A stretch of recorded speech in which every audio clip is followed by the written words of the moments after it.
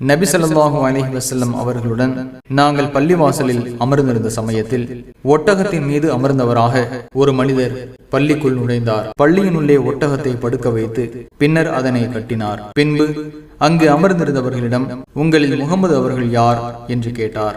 நபி ஸல்லல்லாஹு அலைஹி வஸல்லம் அவர்களோ மக்களிடையே சாய்ந்து அமர்ந்திருந்தார்கள். இதோ சாய்ந்து அமர்ந்திருக்கும் இந்த வெண்மை மனிதர்தான் முஹம்மது ஸல்லல்லாஹு அலைஹி வஸல்லம் அவர்கள் என்று நாங்கள் கூறினோம். உடனே அம்மனிதர் நபி ஸல்லல்லாஹு அலைஹி வஸல்லம் அவர்களை அப்துல் முத்தலிபின் பேரரே என்று அழைத்தார். அதற்கு நபி அவர்கள் என்ன விஷயம் என்று கேட்டார்கள். அப்போது அம்மனிதர் நபி ஸல்லல்லாஹு அலைஹி வஸல்லம் அவர்களிடம், நான் உங்களிடம் சில கேள்விகள் கேட்கப் போகிறேன், சில கடினமான கேள்விகளையும் நான் கேட்கப் போகிறேன், அதற்காக நீங்கள் என் பேரில் வருத்தப்பட்டு விடக்கூடாது என்றார்.